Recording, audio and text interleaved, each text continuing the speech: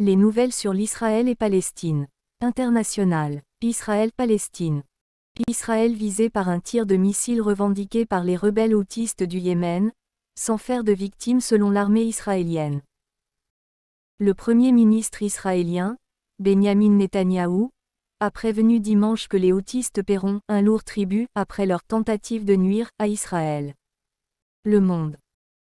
Des secouristes éteignent un incendie provoqué par la chute de débris d'un missile dont le tir a été revendiqué par les houthistes, près de la ville de Lod, en Israël, le 15 septembre 2024.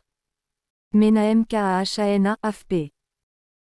Un missile dont le tir a été revendiqué par les rebelles houthistes du Yémen a visé dimanche 15 septembre le centre d'Israël, dans la région de la Shephéla, sans faire de victimes, selon l'armée. Celle-ci a affirmé que ce missile sol-sol a été tiré du Yémen et est tombé dans une zone dégagée.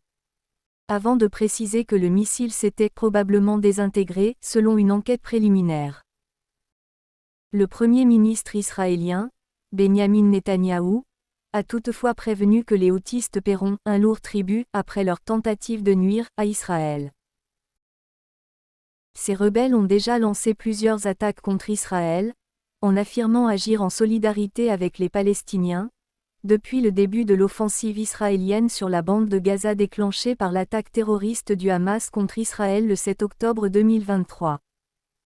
Les houthistes ont affirmé que l'opération de dimanche visait une cible militaire dans la région de Yafa, le nom arabe de Jaffa en Palestine occupée. Yahya Sarri, le porte-parole militaire des houthistes, qui lisait un communiqué, a déclaré que cette attaque a été menée avec un nouveau missile balistique hypersonique qui a réussi à atteindre sa cible, sans que les systèmes de défense de l'ennemi ne parviennent à l'intercepter. Le Hamas a pour sa part salué dimanche ce tir de missile, affirmant qu'Israël ne sera pas en sécurité tant qu'il ne cessera pas son agression dans la bande de Gaza.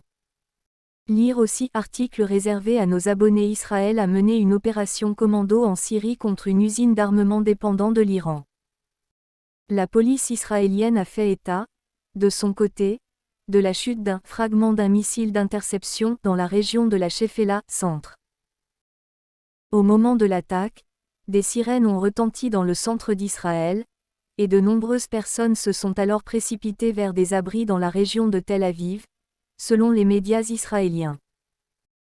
Des secouristes éteignaient dans la matinée un incendie près de la ville de Lod, centre provoqué par la chute de débris du missile, selon un photographe de l'agence France Presse. Les houthistes promettent d'autres frappes contre Israël. Dans leur communiqué diffusé dimanche, les houthistes ont fait savoir que l'ennemi israélien doit s'attendre à d'autres frappes. À l'approche du premier anniversaire de l'opération bénie du 7 octobre, les houthistes font partie de ce que l'Iran, ennemi d'Israël, appelle axe de la résistance qui regroupe d'autres alliés du Hamas comme des groupes irakiens ou le puissant Hezbollah libanais. Les rebelles houthistes ciblent ainsi depuis des mois des navires qu'ils estiment liés à Israël, aux États-Unis ou au Royaume-Uni dans le golfe d'Aden et la mer Rouge, perturbant le trafic dans cette zone maritime essentielle pour le commerce mondial. Lire aussi article réservé à nos abonnés. Comment le Hezbollah et Israël se sont affrontés tout en évitant l'embrasement. Après ce tir, M. Netanyahou a affirmé, dimanche, qu'Israël mène une campagne à plusieurs niveaux contre l'axe du mal de l'Iran qui s'efforce de nous détruire. Le statu quo ne peut pas durer. Il faut changer l'équilibre des forces à notre frontière nord, a-t-il ajouté. Par ailleurs, l'armée israélienne poursuit son offensive dans la bande de Gaza, où plusieurs frappes aériennes nocturnes et des tirs d'artillerie ont été signalés, selon des journalistes de l'AFP et la défense civile de Gaza. Au moins 24 personnes y ont été tuées ces dernières 24 heures, selon le ministère de la Santé du gouvernement du Hamas. Oui, en Israël en 2024, on a parfois l'impression qu'il y a eu un enlèvement de l'avenir.